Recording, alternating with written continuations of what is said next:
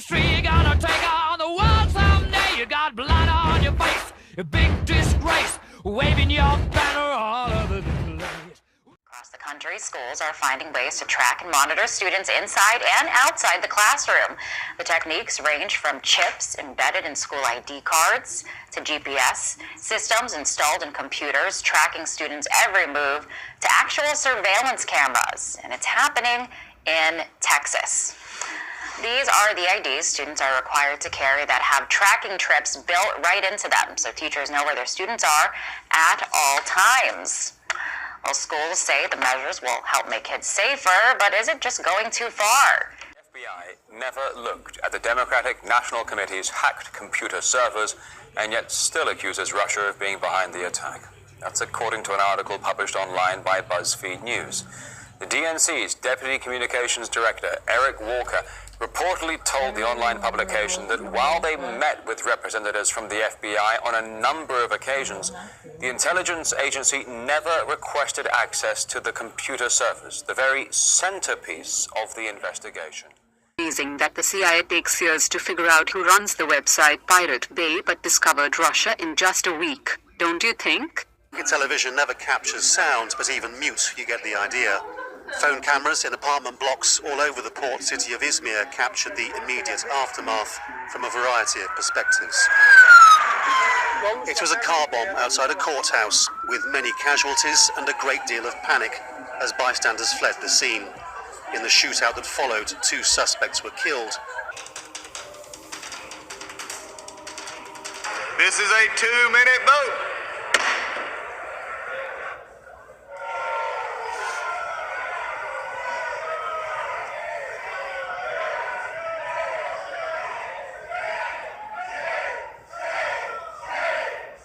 House be in order. Mr. Speaker, I want to raise a parliamentary inquiry initially with reference to the fact that Mr. Ryan, our Speaker, has told us if people were in the well, that the vote would be held open. I was standing in the well. No one came or no one had the courage to come into the well to change their vote, but notwithstanding that, the vote kept changing. Mr. Speaker, from a parliamentary perspective, how is that possible?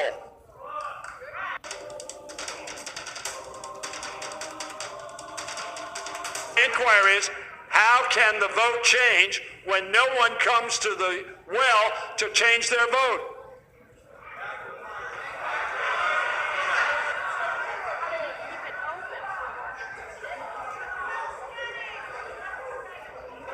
The chair had not yet announced requests for changes. I didn't hear the chair request change, but I do know that from my own personal observation, not one of those members who apparently changed their vote because it kept changing on the board came to this well and had the courage to change from green to red or red to green. How is that possible, Mr. Speaker? Magically, without anybody coming to the well to change their vote, but giving to the majority the right to have you do it without coming to the well and telling America that you were voting, changing your vote. You said Clinton and Obama created ISIS. Is that by pulling out too early before the job was done? Is that what you meant by that comment? Largely, that was one of the reasons. That's one of the ways that ISIS happened. The way he pulled out was absolutely, number one, he announced a date so that the enemy just withdrew, waited, and then they go back in. ISIS was formed, and you could say very nicely that Hillary Clinton and Barack Obama gave us ISIS. Barack Obama is to blame for the rise of ISIL. He has dismantled the ability to defend this country. We no longer interrogate terrorist suspects. We read them their rights and put them in federal court. We're going to have less FBI agents in 2017 than we did in 2013. In that regard, I blame President Obama. When a nation drives out God, it's never neutral. It always brings in other gods. So as we've driven God out, this thing just appeared this August in New York City after the Supreme Court ruled on the Empire State Building is the projection of a false and foreign god. It is probably the largest image of a false god in the history of man. That's the Hindu god Kali. This God is the God of darkness. Kali is also the God of death and destruction here over in New York City. I believe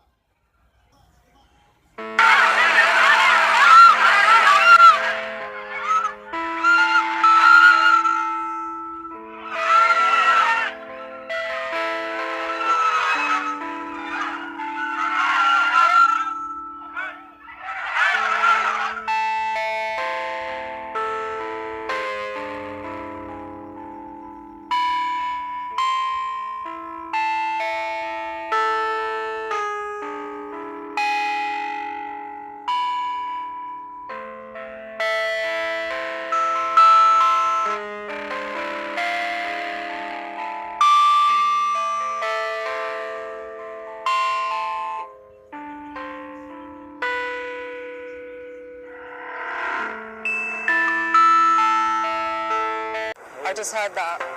They just said racist. Walking down the street with Tommy Robinson is dangerous business. What's he saying now? He is the founder of what many consider to be Britain's biggest hate group. His name has become a symbol for anti-Muslim hatred. What the f*** you putting your camera at me for? And in this neighborhood, that makes Robinson a marked man. Robinson calls himself a soldier. Oh, God. No. And this is his war. Oh, God. America's going to see firsthand what's going to happen. This is what's happening. This is coming your way. USA, watch your back! USA, watch your back! The Muslims are coming back! On one side, British-born radical Muslims We don't worship Obama, we don't follow presidents or prime ministers, we only follow Allah. who believe they're fighting a holy war against the West Allahu Akbar. and want Sharia law to rule the world. The last hour will never come until a group of Muslims rise and conquer the White House. There is no such thing in this country as a Muslim area. On the other, the far-right movement Robinson founded. He is our leader and our one and only leader, Mr. Tommy Robinson. The English Defence League says their mission is to fight radical Islam. Everyone says, what can we do? It's too late. It is never, ever too late. Christians are targets in the Mideast, but President Obama will not give Christian refugees priority in coming to America. He says there will be no religious test for entry. However, a closer look reveals a system that overwhelmingly favors Muslims. It is a system that keeps Christians out. Here's how it works. Those Syrian refugees, who we are supposedly vetting thoroughly, come from camps run by the United Nations. There are no Christians in those camps. So the refugees who are on the list, who get on the list, they're almost entirely Muslim. The UN system, accepted by Mr. Obama, effectively locks Christians out. This is appalling. President Obama has failed to acknowledge the grave crisis for Christianity in the Mideast. Quite simply, the whole region is being ethnically cleansed. The Christian presence will soon be gone entirely, and the slaughter continues. Think about it. Christians are refugees fleeing terror. They're not migrants looking for a better economy. For them, it's life or death. They are the true victims of religious tyranny. Frankly, I think they qualify as victims of genocide. But Mr. Obama will not acknowledge their unique and horrific situation. Instead, we accept and pay for large numbers of Muslims. We are accepting here a religious test that's being imposed over there. Name some states. Well, we have them in Texas, Sweeney, Texas. We have them in York, South Carolina. We have them in Commerce, Georgia. We have them in Red House, Virginia. We have them in upstate New York. We have them in California. We have them in Michigan. They're scattered all around the United States. So right now, when you call an officer and say, hey, wait a second, you got an enclave here. This is Islamic extremists being trained on our ground. What is the law enforcement's reaction? Well, the interesting thing about these camps, they're located in very rural areas of America, which has very small police departments, and they intentionally set them up in these areas where, for instance, the one in New York, they have a total of 4 police officers. I want you to hear what you say is a recruitment, the sound of a recruitment video to fill up these camps. Listen. You're most welcome to join one of the ones.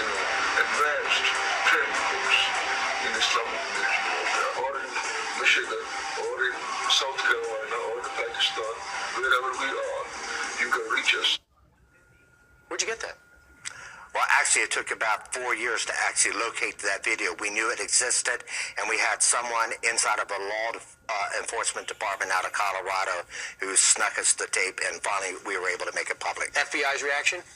FBI's reaction is that, look, you know, they have the First Amendment and other American rights to operate these enclaves in the United States, regardless of the type of weapon training, guerrilla warfare training that's going on inside of it. London has confirmed it will build a wall around the notorious jungle refugee camp in the French port town of Calais.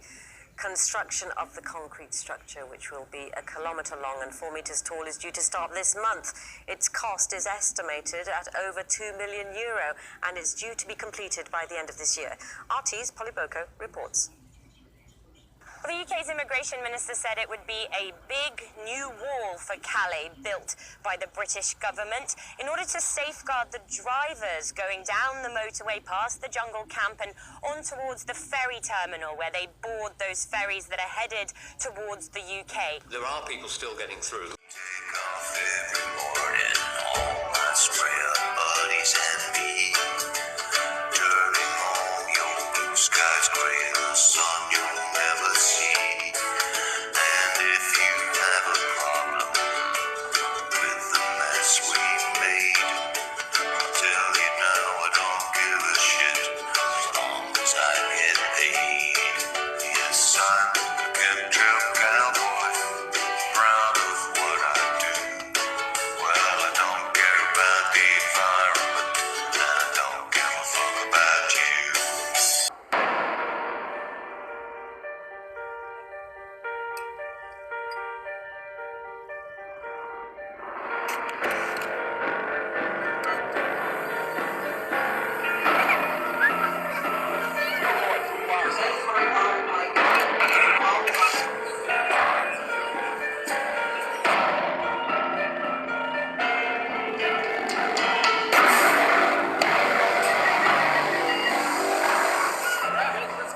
Transaction or not? No, I don't know. You're here already. Honey. Since last night's declaration of martial law, soldiers are moving in secure key areas. In response to UN President Minneapolis.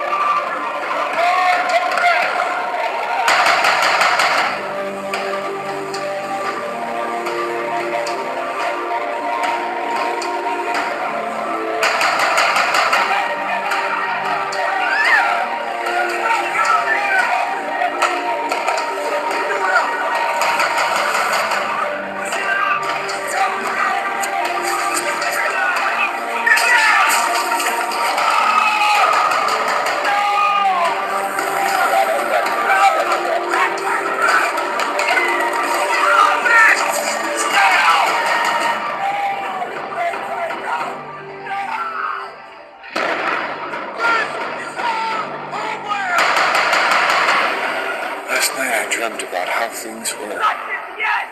Of every enemy of the state! And then I woke up here. Recently became the first person to get on a flight without a boarding pass. Instead, he used just a chip that was implanted in his hand. The Swedish man boarded the jet in Stockholm and posted the video on YouTube. The video also showed the process of implanting the chip, which is about the size of a grain of rice. Verichip has been approved by the FDA as a Class II medical device. Revelation 13:16 reads, "And the second beast required all people, small and great, rich and poor, free and slave, to receive a mark on their right hand or on their forehead." That foreboding passage leads us to the small hamlet of Geneva, Switzerland, where the elite go about doing Lucifer's busy work. Geneva, Switzerland, home of the European headquarters of the United Nations and CERN. Geneva hosts the highest number of international organizations in the world, including the United Nations High Commissioner for Refugees, the United Nations Office of the High Commissioner for Human Rights, the World Health Organization, the International Labor Organization, the International Telecommunication Union, the World Intellectual Property Organization, and apart from the United Nations agencies, Geneva also hosts many intergovernmental organizations such as the World Trade Organization, the World Economic Forum,